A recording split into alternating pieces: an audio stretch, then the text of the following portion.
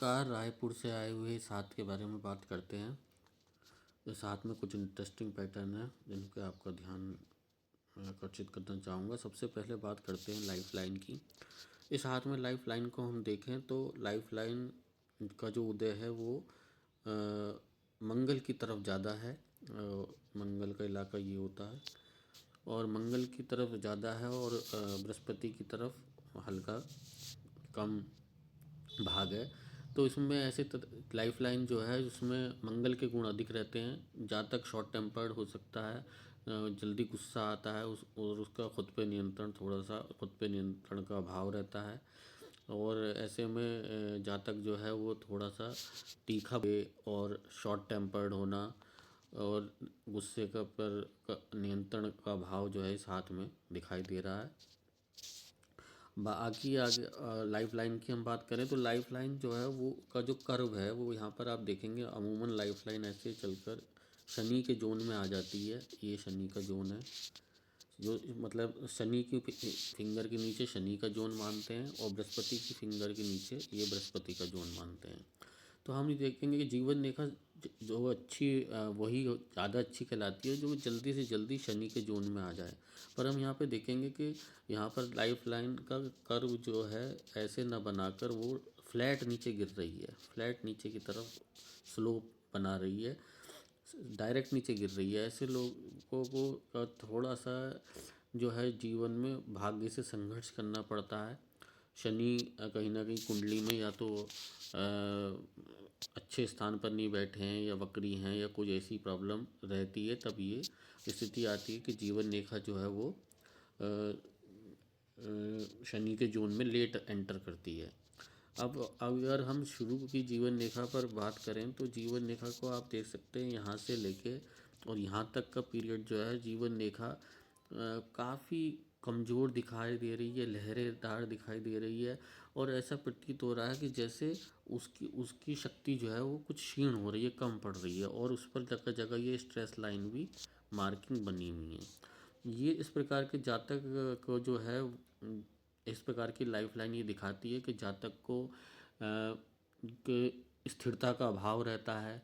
ये पीरियड अगर हम माने तो लगभग ये 16 से और यहाँ तक का पीरियड लगभग बैठेगा 32 से 34 तक का। ये पीरियड जो है 16 साल की उम्र से लेके और 32 के पीरियड तक जो है, हालांकि लाइन की जो ज़्यादा ख़राब स्थिति थी है वो यहाँ है। उसके बाद थोड़ी सी स्टेबिलिटी धीरे धीरे लाइन गेन कर रही है जीवन रेखा, लेकिन फिर भी जो है इस पीरियड में जातक को स्थिरता का अभाव, एंजाइटी और एक मन में बेचैनी, साथ साथ में शुरू ये खराब पाचन, उदर संबंधी विकार और हार्मोन संबंधी विकार भी ऐसे जातकों में देखे जाते हैं कि उनको स्ट्रेस क्योंकि ज़्यादा रहता है, वो ग्राउंडेड फील नहीं कर पाते हैं, एक स्थायित्व जीवन में नहीं फील कर पाते हैं। और मैंने ये देखा कि ऐसे लोगों को का स्थान परिवर्तन भी सूट नहीं करता है, ज़्यादा प्रभावित होते हैं इससे। तो ये जीवन रेखा का जो ये वाला कमज़ोर पोर्शन है ये दिखाता है कि इस फेज़ में जातक को मानसिक और शारीरिक रूप से ज़्यादा अस्थिरता का और ज़्यादा प्रॉब्लम्स का सामना करना पड़ा होगा। और ये जगह जगह जो मैं इन अक्सर इन स्ट्रेस लाइन राहु रेखाओं की बात करता हूँ, ये तब ज़्यादा होती हैं जब जातक के जीवन में उसके परिवार के सदस्यों का और का निरंतर हस्तक्षेप रहता है और वो एक स्वतंत्र जीवन नहीं जी पाता है, अपने अपने हिसाब से जीवन को नहीं आगे बढ़ा पाता। तब ये लाइनें लगातार इस हाथ में कि एक थोड़ी सी कमी अगर आप देखेंगे कि ये जो स्ट्रेस लाइन है ये लगातार इस हाथ पर धीरे हर एक रेगुलर इंटरवल पर जो है इसको प्रभावित कर रही हैं। तो ये इस हाथ में चाहे ये व्यक्ति अपने घर में रहें या ऐसे विवाह के पश्चात उनको उनका पार्टनर ऐसे मिलते हैं या उनकी ससुराल ऐसी मिलती है, जो कि क्योंकि आप देखेंगे रेखा के अंत तक ये स्ट्रेस लाइन लगातार काट रही हैं। तो इसमें जातकों को, लेकिन लाइन आगे हम ये देखते हैं कि लाइन ने जीवन रेखा ने वो स्पष्ट हो गई है, गाढ़ी हो गई है और उसने अपनी शक्ति को पुनः प्राप्त कर लिया, आप देख सकते हैं यहाँ पर। और सैटर्न जोन में भी प्रवेश कर गई है, वो लगभग इसी इलाके में सैटर्न जोन में भी आ गई है यहाँ से। तो लाइफ लाइन निरंतर खुद को स्थिर कर रही है, खुद को मजबूत करने की कोशिश कर रही है, लेकिन ये जो लाइन है स्ट्रेस लाइन, ये लगातार इसको अंदर से इसकी तरफ अप्रोच कर रही हैं। तो ये दिखाया गया कि जातक के जीवन में जो है वो लगातार उसके परिवार के सदस्यों को में कोई ना कोई ऐसा रहेगा जो उसको डिस्टर्ब करता रहेगा या परेशान करता रहेगा, और ये समस्या इस हाथ के साथ थोड़ी स्थायी प्रतीत हो रही है। लाइफ लाइन के बाद बात करते हैं। लाइफ लाइन के बाद हम आते हैं माइंड लाइन पर। माइंड लाइन काफ़ी स्ट्रॉन्ग है और मंगल की तरफ जा रही है, और हार्ट लाइन भी काफ़ी स्ट्रॉन्ग है।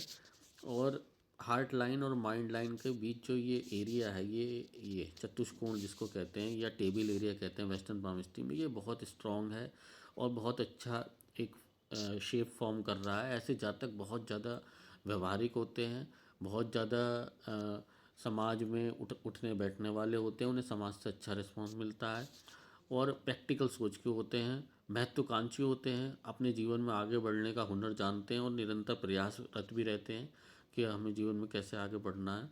तो और ऐसे लोग इतनी लंबी मस्तिष्क रेखा जो है जातक को का मस्तिष्क पर अच्छा नियंत्रण देती है। इसके साथ साथ मस्तिष्क पे नियंत्रण के साथ उनकी याददाश्त बहुत अच्छी होती है, उनकी वोकैब बहुत अच्छी होती है, और वोकैब उनका शब्दकोश बहुत अच्छा होता है। और इस हाथ में टीचर्स स्क्वायर का साइन भी है, यहाँ पर बृहस्पति पर आप देख सकते हैं ये टीचर स्क्वायर बना हुआ है, और जो कि दिखा रहा है कि जातक जो है अपनी बात को कहने में, एक्सप्रेस करने में काफ़ी निपुण होगा। ये माइंड लाइन और जुपिटर की जो ग्रह का उठान है उससे भी हम ये बता सकते हैं। अच्छा, एक चीज़ और इस हाथ में जो थोड़ी आगे गौर करने वाली है कि लाइफ लाइन अपने लास्ट एरिया में थोड़ी सी जिगजैग फॉर्मेशन और कई हिस्सों में टूट रही है, और यहाँ पर हम लगातार देख रहे हैं कि यहाँ पर एक नेट फॉर्मेशन है बनी हुई, और हाथ काफ़ी थिक है। तो ऐसे जातक को हेल्थ संबंधी जो है हम सुझाव देना चाहेंगे वो अपने खान पान पे नियंत्रण रखें, क्योंकि इस हाथ में हम गौर करेंगे तो फिंगर्स का जो बेस बॉटम फैलेंज है वो काफ़ी थिक है। ऐसे लोग खाने पीने के बहुत शौकीन होते हैं और थोड़े से अनियंत्रित भी हो जाते हैं, तो अपने वजन पर नियंत्रण अवश्य रखें, अपने वजन को ना बढ़ने दें, क्योंकि हाथ ऐसा दिखा रहा है कि जिसमें वजन बढ़ने की शरीर में जातक को टेंडेंसी रहेगी।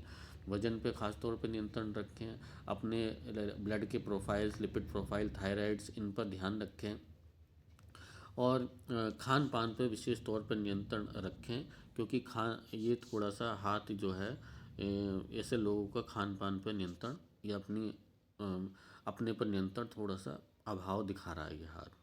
फिंगर्स पर हम यहाँ बात कर रहे हैं अगर, तो फिंगर्स पर जो है हमको ये दो निशान इस हाथ में दिखाई दे रहे हैं। ये ये दो निशान दिखाई दे रहे हैं, एक यहाँ एक यहाँ।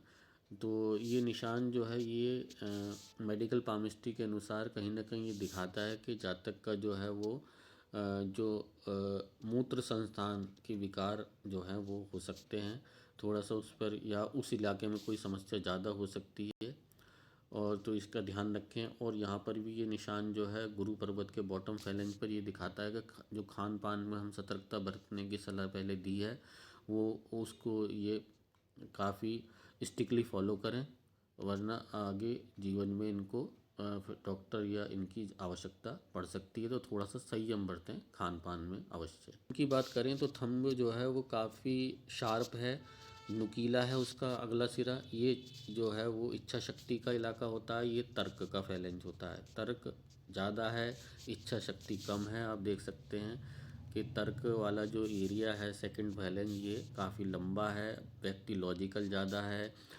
तर्क तो उसके अंदर तर्क भी है क्योंकि माइंड लाइन भी हमें दिखा रही है, प्लस ये फैलेंज बता रहा है कि बहुत तार्किक है, सोच समझ के हर काम करने वाला है। लेकिन एक जगह ये कमी है कि ये वाला फैलेंज जो है थोड़ा सा छोटा है, ये इच्छा शक्ति का फैलेंज होता है, और साथ में नुकीला है, जिससे कि नुकीला जो है वो नुकीला होने से क्या होता है उसका खुद पे नियंत्रण थोड़ा सा अभाव हो जाता है, इच्छा शक्ति का अभाव ऐसे जातकों में देखा जाता है। तो इस क्षेत्र पर भी वो काम करें, अपना योग ध्यान शरीर या वॉकिंग करें अपने पार्टनर के साथ, तो ज़्यादा अच्छा रहेगा। वरना खुद पर नियंत्रण का भाव और मंगल का प्रभाव से वो जातक के बोलने में या कुछ विचार मतभेद हो सकते हैं लाइफ पार्टनर के साथ, क्योंकि इस प्रकार का मंगल का प्रभाव जो है जातक को थोड़ा सा उग्र बना देता है। बात करते हैं तो सीधे हाथ में यहाँ पर हमको दिखाई दे रहा है कि ये फेट लाइन आगे जा रही है और फेट लाइन में यहाँ पर एक रेखा मर्ज हो रही है और फिर फेट लाइन टूटकर एक नई दूसरी फेट लाइन बन रही है। तो ये दिखाता है कि इस पीरियड में जो ये फेट लाइन थोड़ी सी टूटी है, कि या तो फेट लाइन का इस प्रकार से टूटना जो है वो ये दिखाता है कि उस समय जो है उस दौरान जो है, यानी कि यहाँ से रेखा ये मर्ज हुई चंद्रमा से, तो यहाँ पर ये चंद्रमा से रेखा मर्ज होने के बाद फेट लाइन यहाँ से टूट गई है और नई फेट लाइन शुरू हो रही है। तो ये दिखाता है कि इस दौरान जो कुछ परिवर्तन, विशेष परिवर्तन हुआ है और ये परिवर्तन यहाँ पर कुछ कोई रिश्ता जुड़ने के बाद या कोई जीवन में नए साथी के प्रवेश के कुछ सालों बाद ही जो है जीवन में कोई ऐसा परिवर्तन हुआ है। इस दौरान ये भी क्योंकि साथ में मंगल जो है काफ़ी उग्र है, तो मैंने ये देखा है इस प्रकार के जातकों में यह भी होता है कि अगर विवाह के पश्चात जो है जीवन साथी से मतभेद हो सकते हैं। और अगर जीवन ये केवल क्योंकि भाग्य रेखा पर ये प्रभाव केवल भाग्य रेखा तक सीमित है, हम लाइफ लाइन, माइंड लाइन निर्दोष है, तो ये दिखाते हैं कि ऐसी प्रॉब्लम जीवन साथी से या ससुराल पक्ष से कुछ ज़्यादा थोड़ी बात बढ़ गई हो और फिर उसके बाद लेकिन वो सॉर्ट आउट हो गया बातचीत से ही, कोई ज़्यादा मैटर नहीं बढ़ा। लेकिन हाँ, इस प्रकार के जो हाथ हैं वो मैंने देखा है कि उनमें एक इनर हैप्पीनेस की कमी रहती है। भले ही जातक जो है वह समाज के सामने और सबके सामने अपने आप को हंसता हुआ दिखाता रहता है, लेकिन वह अपने जीवन साथी से या अपने जो वर्तमान परिस्थिति से उससे कभी संतुष्ट नहीं हो पाता। उसका जो है वो अपने जीवन से हमेशा ये अंदर उसके हृदय में एक शिकायत कहीं ना कहीं बनी रहती है। वो एंजॉय नहीं कर पाता जीवन का। वो बाहर से दिखता रहता है, वो सब एंजॉय करता है, भौतिक उसमें रहता है, लेकिन यहाँ पर थोड़ी सी उसको एक ये कोना कहीं ना कहीं छूटा रहता है। इसमें इसका कारण कुंडली में वक्री ग्रह का प्रभाव भी होता है। पूरे पर्वत पर काफ़ी रेखाएं हृदय रेखा से ऊपर की तरफ उठ रही हैं, ये और यहाँ पर ट्रायंगल बना हुआ है स्पष्ट शनि पर्वत के नीचे। ये रेखाएं, सूर्य पर्वत की ये रेखाएं आदमी को सामाजिक बनाती हैं, सोसाइटी में उसका अच्छा प्रभाव रहता है और ये दिखाता है सूर्य कहीं ना कहीं इस कुंडली में योग कारक है, ये अच्छा फल दे रहा है। अच्छी जॉब भी ऐसे जातक प्राप्त कर लेते हैं और अपना उनको महत्वाकांक्षा बनी रहती है। ऐसे जातक स्विफ्ट लर्नर होते हैं, तेज़ी से चीज़ों को सीख लेते हैं, निरंतर महत्वाकांक्षा उनके जीवन में बनी रहती है अपने जीवन को आगे बढ़ाने की।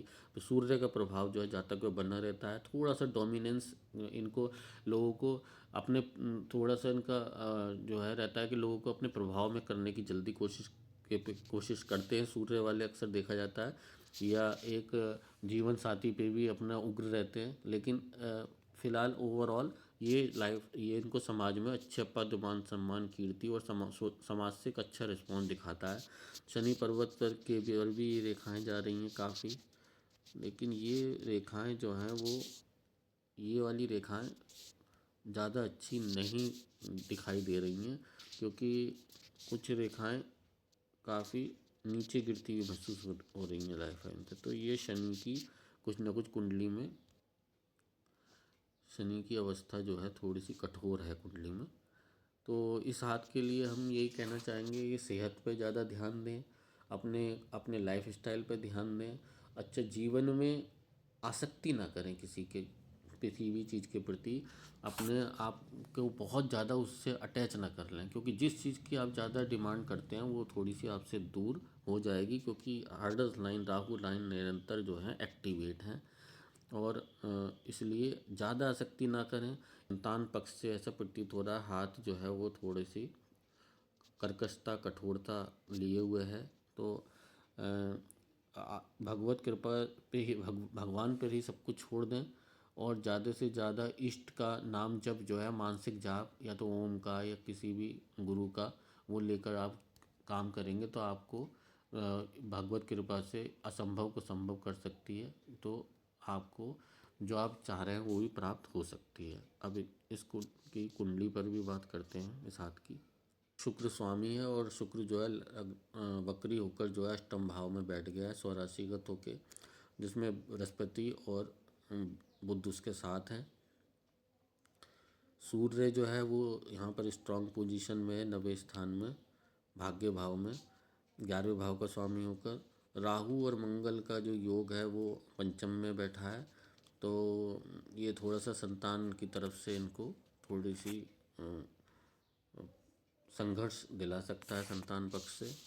और शनि वक्री है, चंद्रमा के साथ है, तो कहीं ना कहीं मानसिक अवसाद, डिप्रेशन और इस सब से इनकी दशा को थोड़ा इनको प्रभावित कर सकती हैं चीज़ें।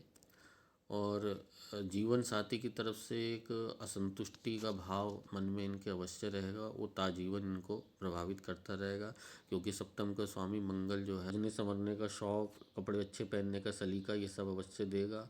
चंद्रमा बुध की राशि में है, शनि जो है वो शुक्र की राशि में है राहु के साथ, और सूर्य जो है 11वीं राशि में है। दशाओं पे बात करते हैं तो वर्तमान में इनकी चंद्रमा की दशा चल रही है, जो कि 2017 से 2027 तक रहेगी, और उसके बाद इनकी मंगल की दशा स्टार्ट होगी। अभी बात करते हैं तो चंद्रमा में शुक्र चल रहा है, जो कि 3/11/2024 तक जो है वह से स्टार्ट है, और 5/7/2026 तक। तो चंद्रमा में शुक्र जो है वो इनको थोड़ा सा संघर्ष करवा सकता है, क्योंकि शुक्र जो है वह लग्नेश तो है लेकिन वक्री होकर अष्टम भाव में बैठा है। इस समय इनको जो है वो शरीर पर ज़्यादा ध्यान देने की आवश्यकता है। शरीर में निरंतर जो है वो व्याधियों का इसको बना रहता है इस पीरियड में। ख़ास तौर पे जल संबंधी जो हमारा भाग है, यानी कि हमारा लीवर से नीचे का पोर्शन है, इस पर इनको ज़्यादा ध्यान देने की ज़रूरत है। और इसके बाद जो चंद्रमा में सूर्य की दशा आएगी 5 जुलाई 2026 से 3/1/2027, 5 जुलाई 2026 से ये दशा स्टार्ट होगी। इस दौरान इनको अगर ये जॉब की तलाश कर रहे हैं तो जॉब में सफलता मिल जाएगी, इनको अच्छी जॉब मिल जाएगी, जो इन्होंने नहीं सोचा होगा वैसी, उससे भी जो इन्होंने अपेक्षा नहीं करी होगी उससे भी अच्छी जॉब मिल जाएगी, और लाभ देगी इनको ये दशा चंद्रमा में सूर्य की। और अगर संतान पक्ष के हिसाब भी देखें तो सूर्य जो है वो पंचम से पंचम है, तो संतान पक्ष के लिए भी 2026 5 जुलाई 2026 से 3 जनवरी 2027 तक का पीरियड जो है काफ़ी अच्छा रहेगा।